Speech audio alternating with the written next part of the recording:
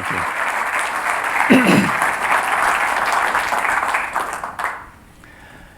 Hahau miigwech, hanimaji tang niwi Ojibwe majines mietigo winda munugog miigwech in enemigwan bajayan minuagoda mad uyan bangi hinendaman dawajke hischige angiban nawajde kenemendwango anishanabeg minuada na naga dawendamang dawajke hischigeng nigan weweni sanada deminonisido tadiang minuada bimad sibanagak anishanabe in wewedan hischigewunan ge Nindashwin wagosh indigu minua migizi and dodem wasawadio ishkonigan wenjabayan gazagasquaji mekag minua niminwenda mapaji wabu minagug.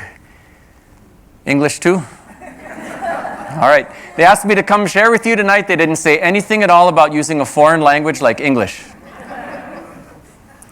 I'm really, really happy to see you all here tonight and to engage with you on a really critical topic. I think a lot of times people think about indigenous languages kind of like we think about pretty birds singing in the forest. Like, it would be nice if we had all the pretty birds, but if we don't hear one, what's really lost? How does it impact me, my life, or especially the things that we are encouraged to think about in our lives, like our money?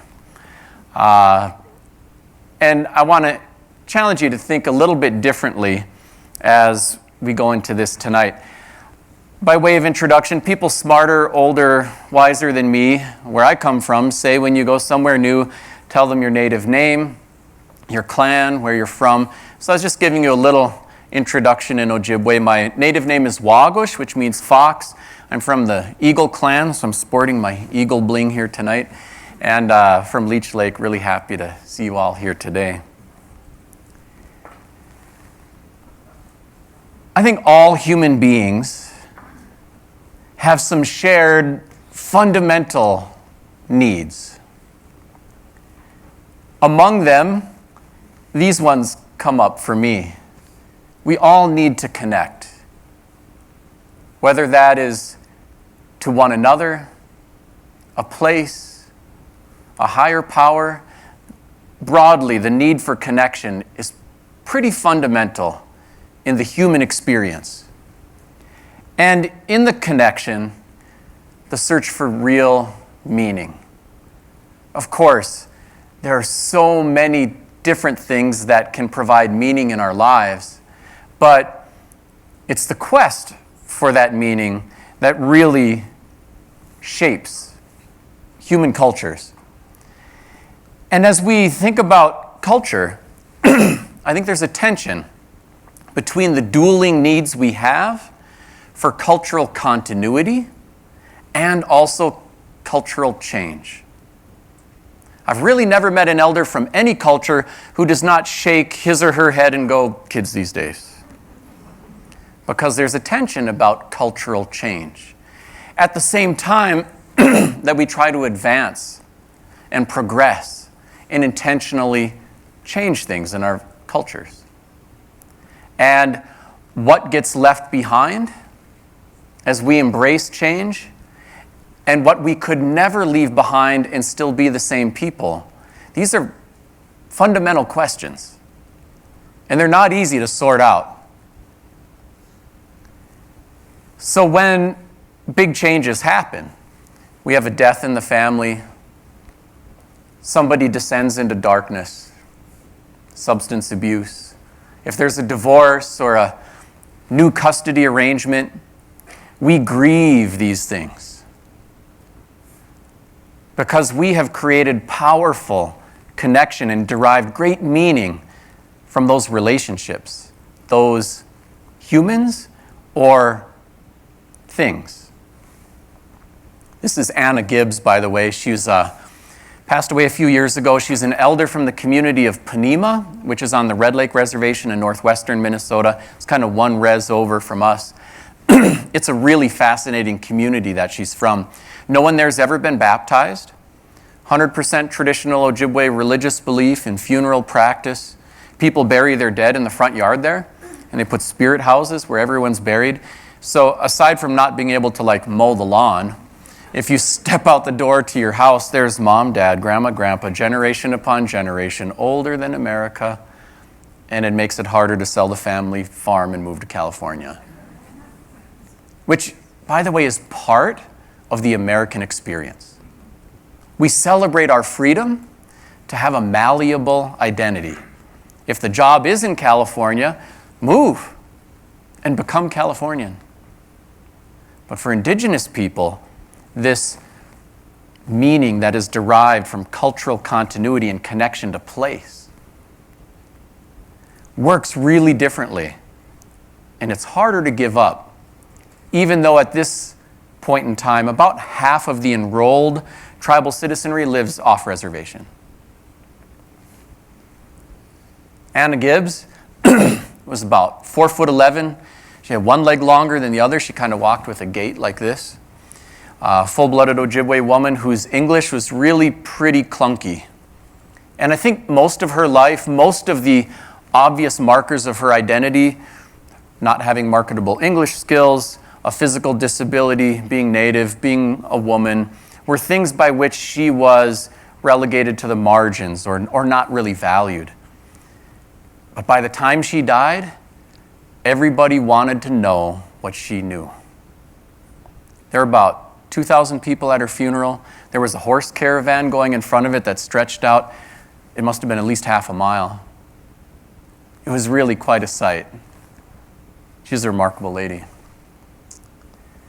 So I get to wear a lot of hats. Obviously, I'm an academic, so that's one of the reasons I was brought here, published books. I have been researching, studying, teaching Ojibwe language, history, culture, but I do a lot of other things too. I'm actually someone who officiates at a lot of our ceremonies back home. I also do a lot of kind of racial equity, cultural competency work, train K-12 teachers, higher ed, law enforcement, social services.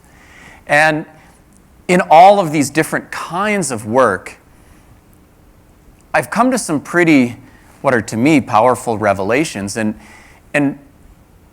what has been amazing to me is not simply what I've been finding, but where I've been finding it. By the way, the picture's not about the Minnesota Vikings, because, you know, if you're attached to them, you'll be in a perpetual state of mourning.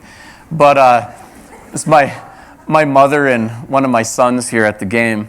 And among the things we'll explore today is the intergenerational transmission of cultural knowledge.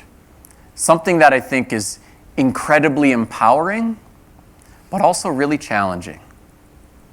The more interconnected the world has become, in some ways, the more disconnected we have become at the same time. So there's a lot beneath the surface.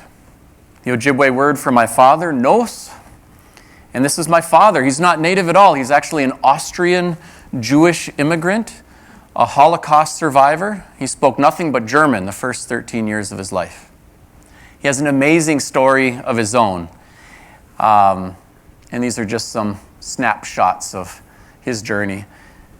Coming here as a refugee, he, 2 cousins, and both of his parents made it out. Everybody else was killed in the camps. At age 17, enlisted in the U.S. Army, hoping to go kill Nazis, although they sent him to the Pacific Theater. And the short version of the story is eventually he made his way to Minnesota, met my mom, and here I am.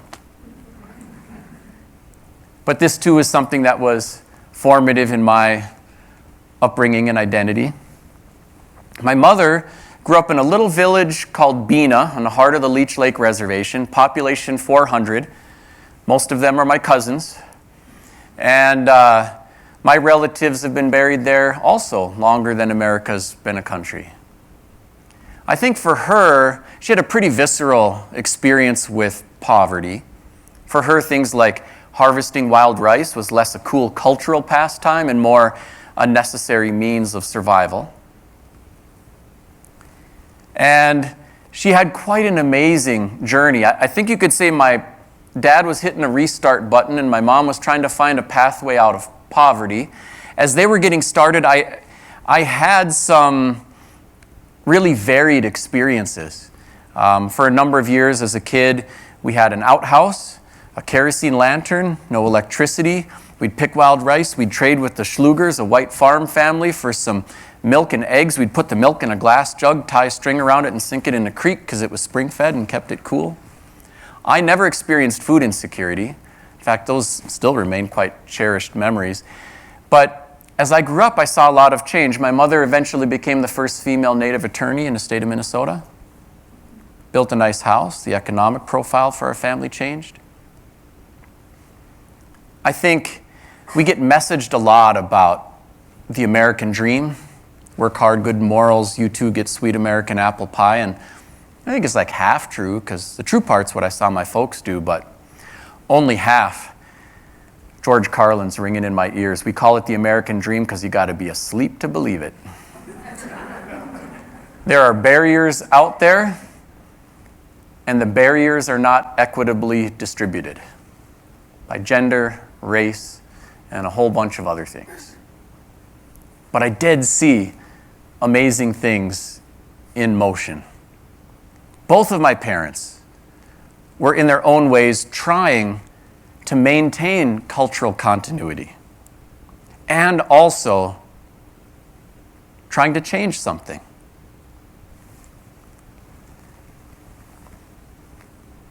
By the time I finished high school, growing up in a border town, Bemidji is a small town. It's like a small version of Gallup or something like that. Lots of natives, lots of haters too. Some pretty interesting and cool stuff going on. But I just wanted to get the heck out of Dodge and never come back. Got into Princeton University and kind of naively thought I had found a way to escape from the brambled racial borderland, and finally there would be some educated people who would know better, and I found the dumbest smart people I'd ever met in my life. It just followed me wherever I went. I had a great experience there, and a great cross-cultural experience there too. My freshman year roommate was a Sri Lankan citizen. We ended up rooming together for 4 years and ended up being best men at each other's weddings and stuff like that. But by the time I finished college, I wanted to go home and never leave. And much to the horror of my parents, I did that. I said, I'm not taking a job, I'm not going to grad school, I'm going to walk the earth. To which my parents said, I'm sure you'll figure out how to pay for that. So I got in a car and I drove to see this guy. His name was Archie Mosai. He was kind of a famous spiritual leader in our area, even though his house was quite a ways away from mine. Ojibwe country is big, so by that I mean a couple hundred miles. And I went over there to see him. I knocked on the door, came in, and he was born in 1901. He was a teeny bopper the first time he saw a white man. And he was in his 30s the first time he saw a black man or a car. When I met him, he was sitting in a small but modern house watching WWF SmackDown on a TV and laughing. And he shut off the TV when I came in and he said, "Oh, I've been waiting for you." And I was thinking, how could he be waiting for me? He'd never met me before. But he had a dream, and I looked like whoever he saw in his dream, and he took a shine to me right away, and he brought me in. The short version of the story is I ended up living on his couch and being his gopher. I drove him around to funerals, ceremonies, and he could not speak English very well, so I had an immersive experience with Ojibwe language and culture. And I wasn't trying to go anywhere. I was just all in trying to learn all of that. I had a beautiful experience. Archie was really pretty fascinating. At one point, we brought him to Chicago for the Conference on World Religions, where he met the Dalai Lama. They kind of look alike. Bald, glasses, brown, wrinkly. And the Dalai Lama really wanted to meet this old medicine man. And they had a big, long line of monks, and they all came up and they started to bow. And Archie never had anybody bow to him before. He had no idea what to do, so he started patting everybody on the head, saying, "It's okay, it's all right." Unbeknownst to him, in the Buddhist tradition, the head is a sacred vessel, and it's taboo to even touch somebody's head. And so the Dalai Lama stops the line and says, okay, stop. How do you greet? I don't know, shake hands. So the Dalai Lama goes like this, and Archie goes, no, like this. So they got an arm wrestler handshake. Lots of fun.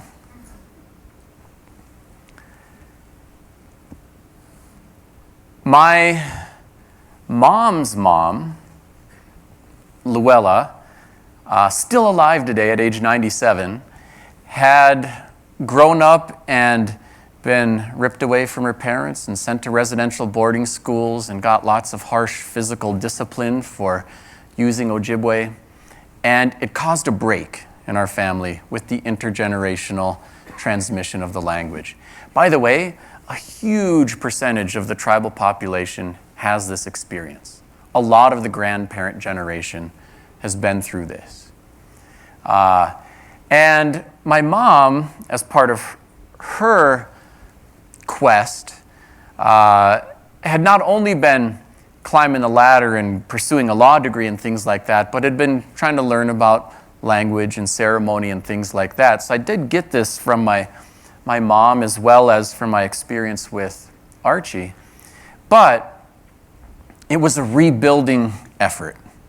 And by the time I had gone some years with Archie, I did actually run out of money and decided that the best thing to do would be to pursue graduate school where I could work with Ojibwe language, history, and I actually pursued a PhD in history, although I was doing a lot of oral histories with interviews with people like Archie. And in fact, some of my kind of books that have received the most academic accolades have been history books. In part, I've been trying to teach historians how to do history by not just engaging with the archives, but the natives too. All too often, the sources were like what the white army chaplain wrote in his journal and what the army officer wrote in his journal, and they're not even talking to natives. So you can get native perspectives on that. And I think some of the work has been really pretty innovative, but something else happened, which is, a love story and children. And my firstborn daughter, Gijigukwe, was really a transformative journey for me. In Ojibwe, we have a word. Niyao means my body, Giyao, your body, Wiyao, his or her body, and it really describes like a cup. And in our cultural belief, it's not so much like we have souls, it's more like we are souls. We have bodies for a little while. We're not humans looking for a spiritual experience. We're spirits having a temporary human experience. So the body is like a cup, temporary housing for the soul. When a baby's born, the spirit which is hovering around the pregnant mother goes into the body and stays there as long as we live. And when we die, it separates and the body goes back to earth and the spirit lives forever. But while we're alive, other things can go in the cup too. So we're born with a clan. That goes in the cup. When we get a native name, it goes in the cup. And so, Niyao, my body, but the word for my namesake, Niyoe'e, has the same root. Niyao, Niyoe'e. If I gave somebody a name, I'd be taking something out of my cup, a vision, a dream, and I'd be putting it into someone else. So this is Niyao, and this is Niyoe'e. And the word's used reciprocally between the name giver and receiver. So of course I hit up Archie to be namesake. The namesakes in the Ojibwe tradition double as a name giver and is kind of the equivalent of a godparent or something in the Christian tradition, a spiritual guide, role model, and so forth. And these are some of the other namesakes for my firstborn kid. And I was determined to restore the intergenerational transmission of language and culture to my kid. So I spoke to her all the time. She ended up accompanying me everywhere I went, and I've been busy for a lot of years, so she went to a lot of conferences. She went to a lot of ceremonies. One time I was at this big Ojibwe language conference. There were about 1,000 people attending this conference. And I had the keynote address, and so I was really on a roll, and my daughter was like, I don't know, 2 or 3, and she was literally running in circles around me and talking. And then eventually her voice catches the microphone saying, "Hingi boogit," like, "I farted." And the place just erupts into laughter, of course. And then they couldn't hear anything else I had to say the rest of the talk. Kind of ruined it, really. But it kind of made it in a way. She was famous, the baby speaking Ojibwe. And for us, Ojibwe is a big tribe. They're about 250,000 people, but scattered across several Canadian provinces and U.S. states.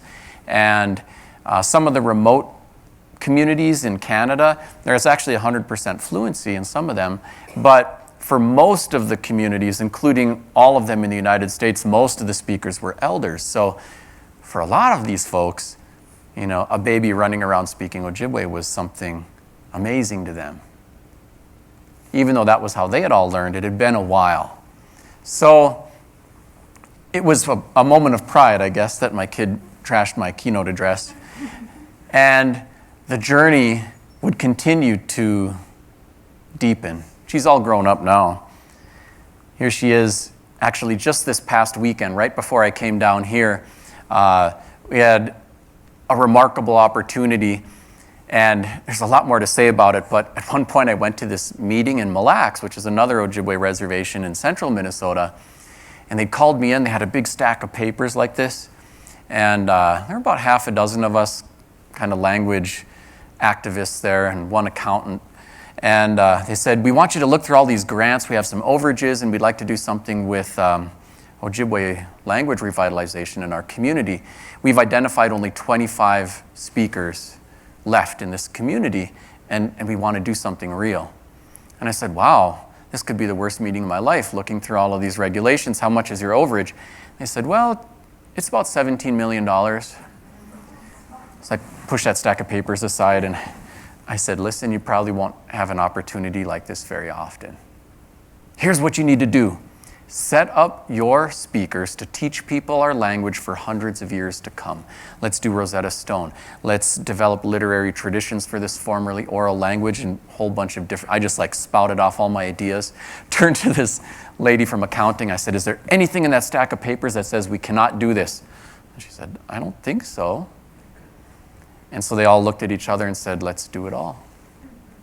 And we have been. So my daughter now, here she is working with one of the speakers in Mille Lacs, and we have the speakers paired up one-on-one with transcribers who will, record their stories, transcribe, taking them down. It's an amazingly productive effort. This past weekend, I think we gathered about 150 pages of text, 60 stories, and we've done this a number of times. We're probably producing at least 3 books a year for as long as I can imagine. Yeah, so it's been pretty cool to see her now operating in an Ojibwe language environment at a high level like that. There's a lot in a language.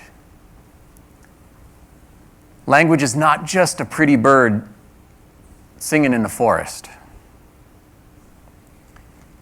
Language and culture are intricately interconnected. Many things comprise human identity, and we can derive meaning from many, many different sources. But language is really, really powerful. It embodies our unique worldview and way of solving problems. By the way, all of us, the whole population of the planet, has been deeply impacted by colonization. And while all human beings have, someone in their family tree who clunked somebody over the head with a club and took their bologna sandwich, right? The colonial kind of violence is really different. That was the kind that said, you have to worship God like me. You have to speak the same language as me. You have to structure your government like mine, and you have to do things my way. It was also the kind that said, you are my property, and I own you and all your land. It was different than what had been going on in terms of violence before that. The colonial form of violence has touched all of us. White folk were busy colonizing each other for a long time, perfecting it, before they went about colonizing anybody else. We all have trauma from that. We all need healing. And the colonial way of solving problems, supplanting one way of looking at the world with another, one language with another, one culture with another. When we look at all the stuff we're dealing with now with climate change and race relations and why would we think all of the problems created by colonialism will be solved by colonialism? I don't think they will be. Embedded in other languages, other ways of looking at the world, are the solutions to the problems that impact all of us all the time. We should pollinate the garden everybody's trying to harvest from, and more than that, show what a healthy social tapestry could look like. Not that anyone should be appropriating anyone else's culture, but we have a lot to learn from each other. And lead the way for social and political transformation.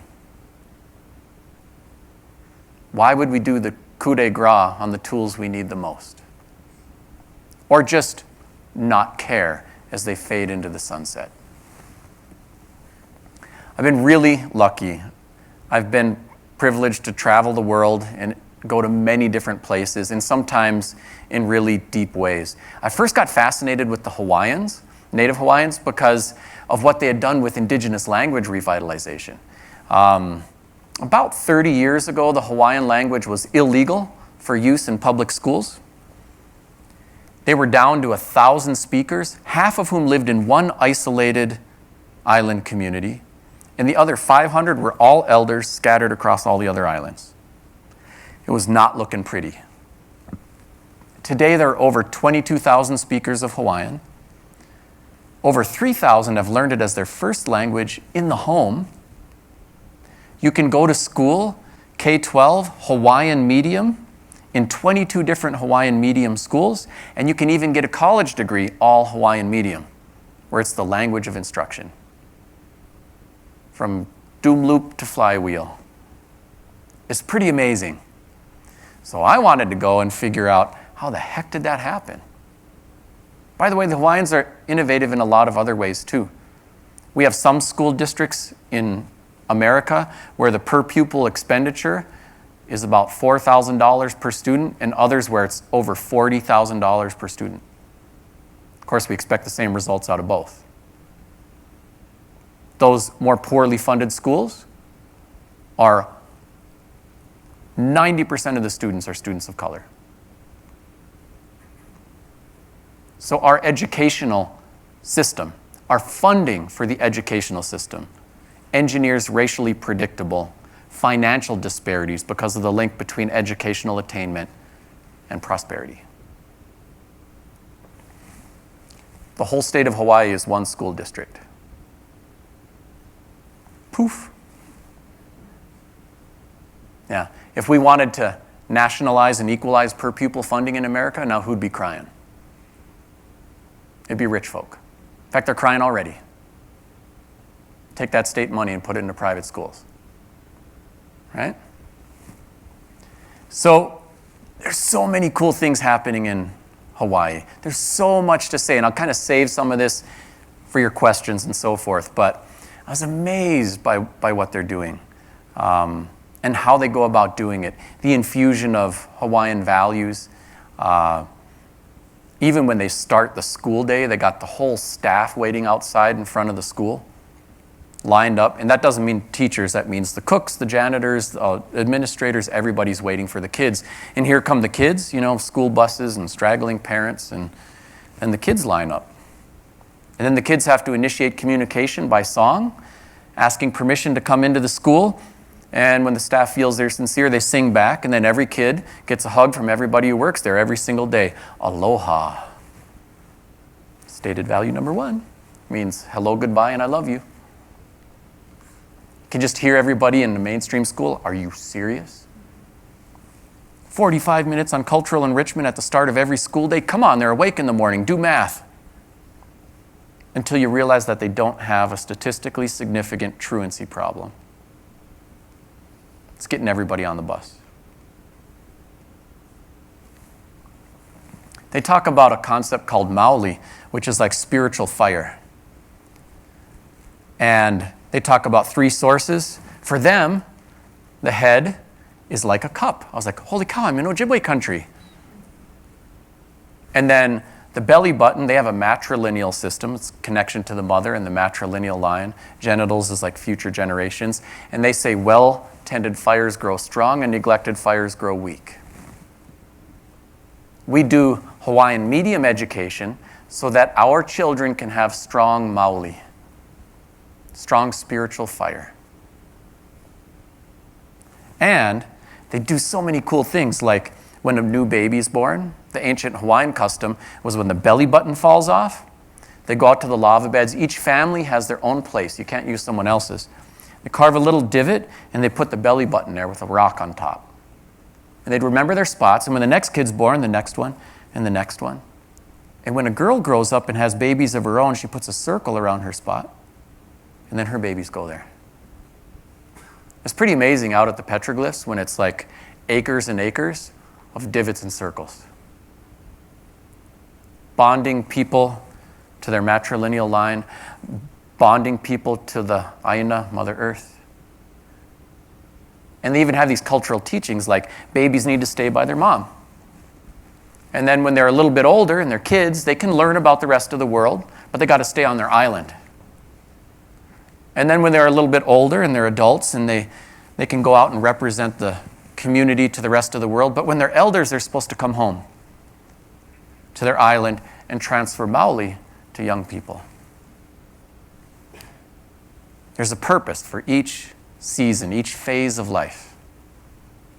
It's really quite beautiful and quite different as we segregate by age, first graders with the first graders and college kids with the college kids, and elders send them to an old folks home. Keep them separated, which also structurally, culturally, and systemically breaks down that intergenerational transmission of knowledge. We have a lot to learn from each other.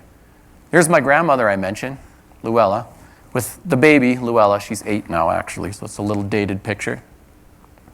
And we have a really cool word and concept in Ojibwe, Annika Bejagun. It means my line. So, Neen would be the word for me. Inijanisug for my children.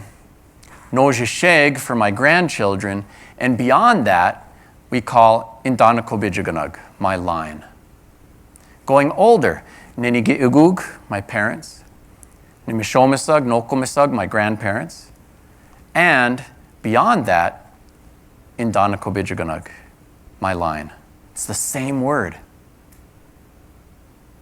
Across 7 generations, the word is the same on both sides of it. There's a connection. And so when I think about my life and my work, 7 generations from now, when I'm just somebody's kubi, Annika Bejagun, no one's going to know my name. But if they know my language, if they know my culture, then this line is intact. That's a gift. That's my goal, is to pass that gift down the line. It's not about the awards, the accolades, the pursuit of money, or ego. It's about what can I send down the line? And I think a lot of times, a lot of the human population, we've been so busy moving around the globe, we forget about the connections. But it's vital. So, I like this Carl Jung quote. Who looks outside dreams, who looks inside awakes. And there's a value to both. We should dream, but we should also look inside. There's a great Maya Angelou quote, if I can remember it correctly, but she said, "I belong no place at all. I belong every place, no place at all." We look for external sources of belonging and connection. We outsource those things all the time. So much so that if we lose a connection somewhere, we're lost. We're trying to figure everything out because we're only looking out. But if we look in, if we find true belonging here, then those relationships and those connections to other people, places, and so forth can add meaning to our lives in a healthy and positive way. One of the little kids making a tobacco offering. One of my namesakes told me, she said, if you ever learn something, a word, a teaching, a ceremony, you make sure you teach it to at least 4 other people. That's how you pass it down your line. So I got a lot of teaching to do now because I've been doing all this learning, right? It's like Forrest Gump. If I was going somewhere, I was running. I never thought it would take me anywhere. And so now, I do a lot of work around our ceremonies. Archie passed away quite a while ago now. This is one of his daughters. And when I think about even just the people in this room, if everybody impacts 4 people really powerfully, when you go down your line, those 7 generations until you're just somebody's kubi, really it amplifies exponentially to the point where we could impact everybody on the whole planet. Really. We often are so busy feeling so powerless when we think about climate change and things like that. And so we say, well, I'll try to be a decent human being. I'll tell my kids to be decent human beings. Hope it's enough. And it's never enough, because all that's necessary for evil to triumph is good people to do nothing or too little. But we don't need to move this huge mountain of problems right now. We do need to keep planting the seeds. And 7 generations from now, there's a forest. We have to be thoughtful. Even while human beings, we're like water rushing down a mountain, we follow the gorges and paths of least resistance. Then at the same time, we can exert will on this ever-changing flow of human culture. Sometimes someone stands in the torrent and redirects the flow to a different path. In a way, this is what we're trying to do with something like indigenous language and culture revitalization.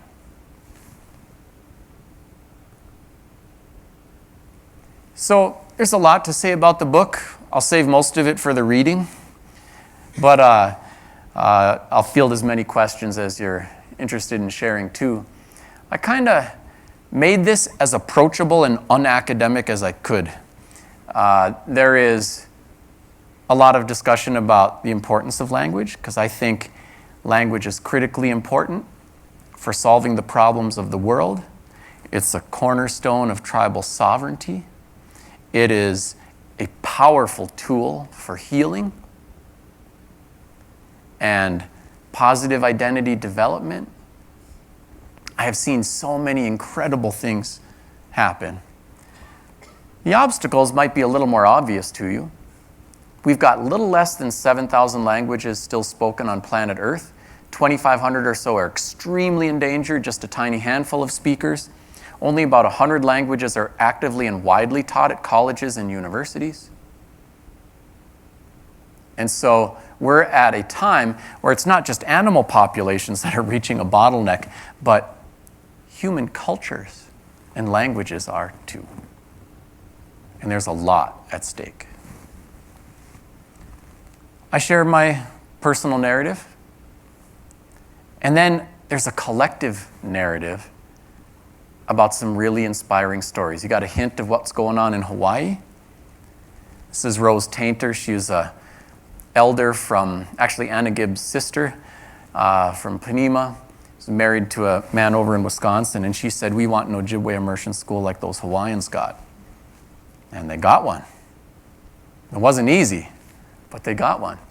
And I have personally seen and communicated with people doing pretty heroic work around all kinds of language revitalization. Ojibwe, Cherokee, Hawaiian, Maori, they're one of the first to pioneer such an effort on the planet. Blackfeet, Mohawk, Dene. Also Welsh, Irish, lots of different folks. There's 500,000 Welsh speakers now. There's a lot going on. And it is inspiring to me to see what is really happening. It's not happening everywhere, and it doesn't happen because it should. It happens because somebody makes it so. I have been really privileged to do a lot of work with our flagship Ojibwe Language Institute. And it's amazing what's going on there. There's so much to say. The academic approach, it's an integrated curriculum. So they integrate all of the different subjects, all of the instructions in Ojibwe. They might pack up the whole school and go pick wild rice. And they'll say, how much rice can we put in this canoe? And the kids will be like, okay, rectangle. All right, triangle. Okay, fill it full of water, pour it in those cylinders, double check your measurements. Hey, we got that right. Tobacco offering. The older kids might be taking water tension level measurements, and the younger kids are studying the life cycle of a plant because it's in the Wisconsin Department of Public Instruction's mandated curriculum.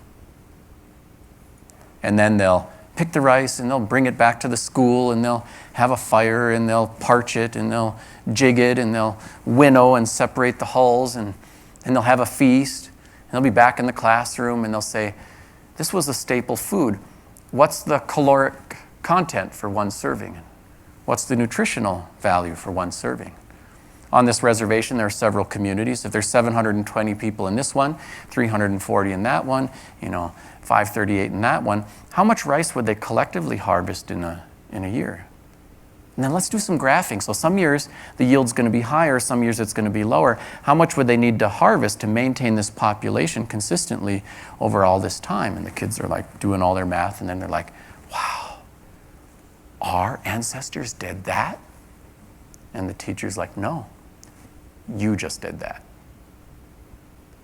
It's empowering, it's engaging, it's real, relevant, relatable, and when half of the indigenous population in the United States of America is failing state-mandated tests in English, for the first 15 years of operation there, they had a 100% pass rate on the same tests administered in English. They're taught in Ojibwe all day, every day. If somebody's figuring this crap out, someone's got to pay a little more attention to that. I fundamentally believe that our educational system is a white empowerment program.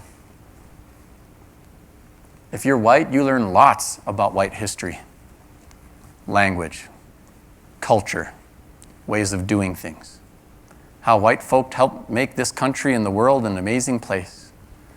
And if you are not white, you don't get to hear the same things about your folk or be taught by your folk. The message from good-hearted, usually progressive, liberal-minded folks from the absent narratives is, you and yours are not relevant, not important, and don't matter. Not that anyone's trying to say that, but that is the inadvertent message that is delivered. The top 7 states in the United States of America in aggregate test scores are Minnesota, Wisconsin, Michigan, Iowa, North Dakota. The bottom 7 states in racially predictable disparities are the same states. The whiter the states, the whiter the curriculum, the better the white students do, the worse everybody else is doing. Consistently. I've seen some amazing things happen in our communities too. One of my crazy white friends, Michael Mewers, he said, man, when people go to Hawaii, they know what aloha means. When they come here, they should know what anin, buju, and miigwech mean. We've started a campaign for bilingual signage. We actually have all of the public schools, the universities, hospital, regional event center, and most of the businesses putting up bilingual signage. So here's some hospital signs, bathroom signs. Got it on the cop cars now. Ganawenjagang, Minoa Nadabagang. That doesn't solve all the big problems, but it makes a little safe space where we can talk about them. There's a lot. This is a really cool video, Emmy Award-winning video about Ojibwe language revitalization, but there's a lot going on in a lot of different places. That's an easy access free one. Here's the team in Mille Lacs that we were working with this past weekend, or some of them. They're beautiful.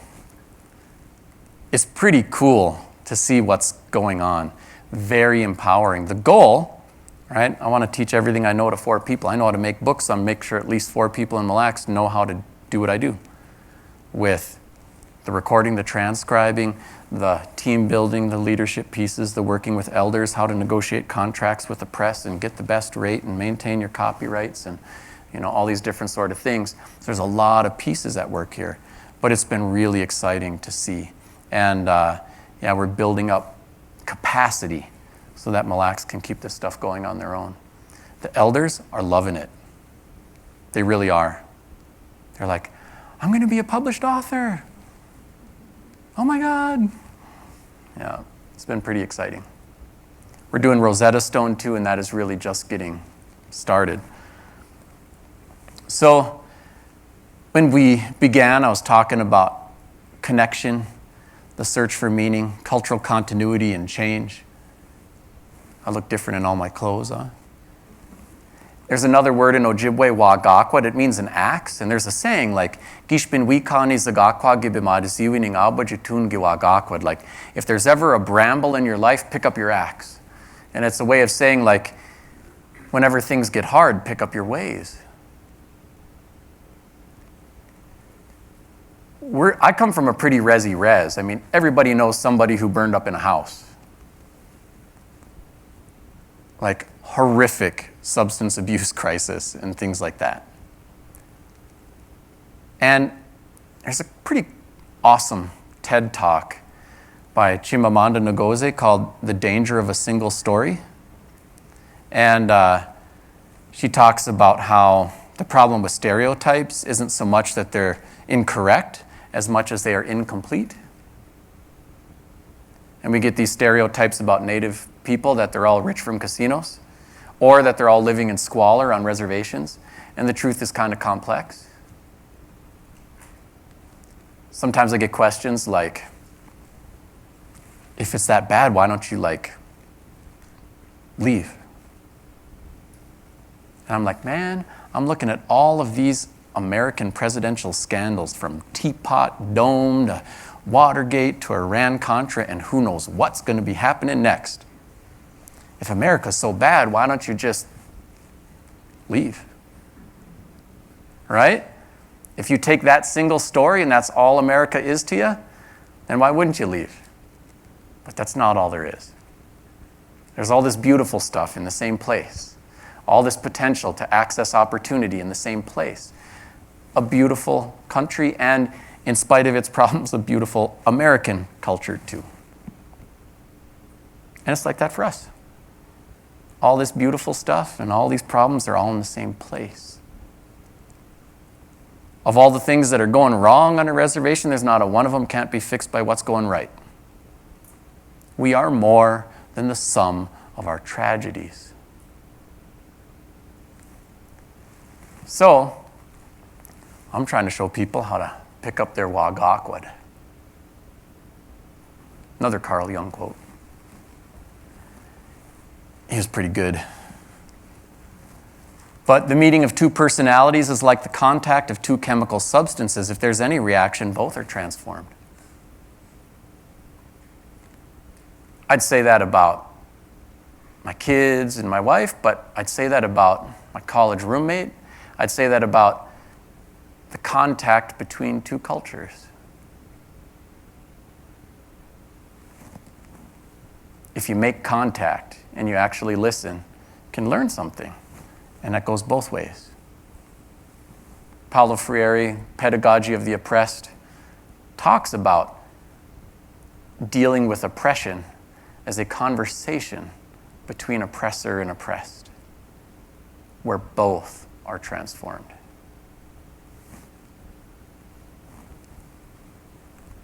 I think we all need healing. We really do. I'm the first generation in my family that has not served in the army or killed somebody on a battlefield. And quite aware of, my uncles served in Vietnam and Korea, and my father and grandfather in World War II, and my namesake was a World War I vet, going all the way back to these Ojibwe Dakota tribal battles, like way as far back as we can trace. And at the same time, for those who won their wars, there was still this painful, dehumanizing cost. A lot of our men and women in uniform struggle with the damage caused by winning their wars. It's not just the victims who get dehumanized. We all do. We have a teaching around our ceremonial drums that our people will never be at peace until our warriors lead us to peace. And that a lot of the honoring you see in a lot of Native communities of our veterans is not about glory to combat, so much as about an empowered place for those who have had that experience to lead us to peace. That's the job. First generation in my family, not to serve in the army, but a warrior all the same. So when you think about language and culture revitalization, or really any of the things that are going on, the problems that we are trying to address in Indian country, if you think of your interaction with Indigenous communities as an act of charity, you're missing something really important. If you've just come here to help me, you're wasting your time. But if you've come here because your liberation is tied up with mine, then let us work together. Lila Watson, she's an Indigenous Australian language and culture activist. Here's my crew. I have 9 kids. I've been busy. 3 grandkids now. And I got a lot of stories about them too. But I think about them and I feel a little pressure or weight about how do I teach everything I know 4 times over with all of these guys, with everything else that's pulling at them. When we know, with regard to language work, that the biggest impact on someone's language development is not actually the language of their parents. It's the language of their peers. Which is why most immigrants eventually have a struggle with maintaining the heritage language after 3 generations. It can be done, but it's hard.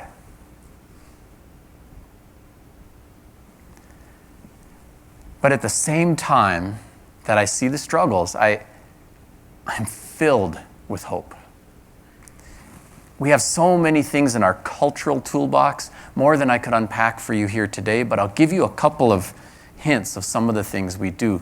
Like when my children have been born, we have ceremonies, like even in the hospital, we have a medicine we pick to make for the first bath. So instead of a Johnson's baby, here we are with our medicine, combing the vernix out of their hair and washing them up. And I think for me, that's when I realized, like, my daughter had hair on her butt or whatever, and, fell in love with my kids. The ceremony helped do that for me. But beyond that, we would take the placenta, and we were told to put it out in the woods, bury it at the base of a maple tree. For us, the maple in Alutiiq is a tree of life. And there's a story, a legend in our culture about this being that transformed into a tree and gave his fluids in the form of maple syrup to nourish the people at a time of starvation. And so we bury the placenta at this tree of life so the kids have long, healthy, happy life, and put tobacco offerings as we place their placentas there. And we have ceremonies for every phase of life. It's been really empowering for me as I have been trying to reconstruct this intergenerational transmission of cultural knowledge. Like, for example, when somebody kills their first deer, the ancient custom used to be to cook up the whole deer and have the wigwam village come on over and eat the whole deer in one fell swoop. We're a little more scattered and we're busy working professionals and stuff, so we'll cook up half a deer because we do have a big family and aunties, grandmas, namesakes. And then at the ceremony, we don't just eat. We actually have one of the guardians for the kids, so usually my wife will do this. She'll grab a spoon of the food, and if the kid's name is Benesi, Thunderbird, she'll say, Benesi, and offer him a spoon of that food after the prayer. And he has to refuse the first bite and say, no. I'm thinking about children who don't have enough to eat. Okay. Put it back, take another one. Benesi, no. I'm thinking about my elders who can't get out in the woods to hunt for themselves.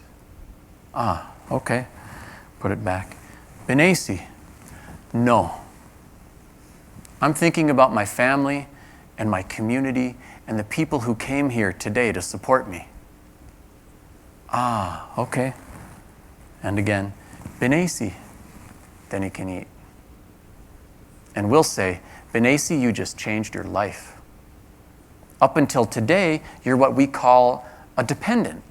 You're depending on all the people in this room, and there they are, aunts, uncles, grandparents, to provide all of your food. But today, you are providing for all of us. You have a special power.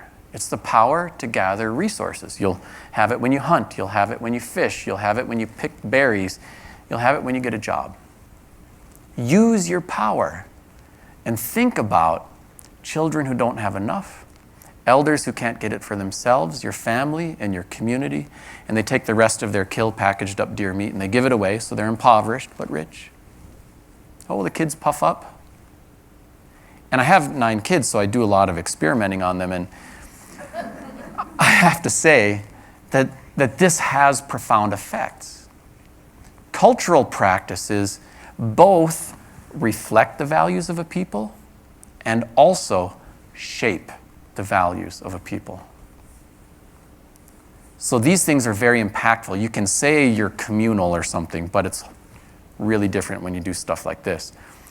One of my friends was complaining, he's like, oh, my back, I can't get out in the woods, I miss it. Man, I haven't sunk my teeth into a back strap since I don't know when. And my kid's listening, he's like 16.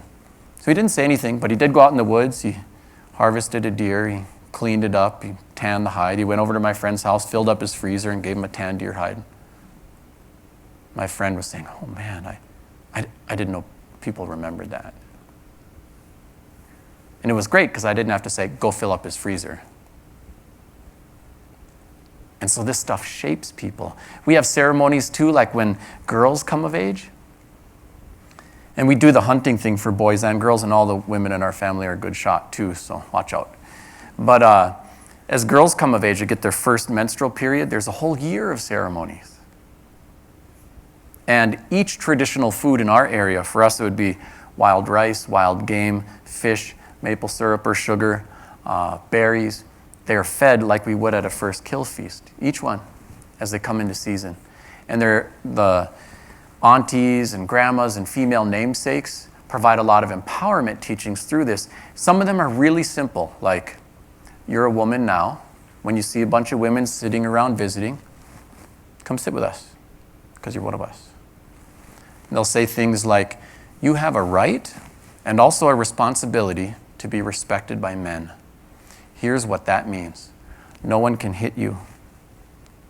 No one can call you names. No one can make you do something sexually that you do not want to do. And I think our world would be a different place if we did this for all of our young girls as they came of age with their brothers watching. There's so much in that cultural toolbox. So much embedded in a language and a culture. We have so much to learn from one another. So here we are. It's this time of year too. We just opened up our sugar bush. And so I bring my kids out there, and it's so cool. Like, I'm now at the point, and it's a really tricky thing for a parent to shift from like controlling their lives to like the coaching part as they get older, and to back off of the gas and like let them do some adulting and figuring things out. But now we're to the point where one of my kids will tell the legend of the sugar bush, and another one will do the opening prayer in Ojibwe. They'll all go out there and they put tobacco offerings down. It's kind of like an offering before we harvest something. At the base of all these maple trees, and their placentas are buried all over by these trees out in the woods. Like they're getting life from where their placentas are. And it's just beautiful. And for me, even though I'm a hotshot who published a pile of books and stuff, I choose to work at a small state university, and all the grandparents are within 10 minutes of the front door. All of our ceremonies, all their placentas, we do this every year. I can't put a price on that. And so for me, that's part of how I navigate cultural continuity, even though I'm living in a modern world too, trying to make one of my books into a movie, doing all kinds of cool stuff. So that's a little bit about the Language Warriors Manifesto. And I want to leave a little bit of time for some questions and signing of books and things like that. But I just wanted to say, Chimigwech, Kinegegwech, Chigeg, Gipejayeg, Minawaji, Mawanji Adiang. Really appreciate you all for coming out tonight. Thank you.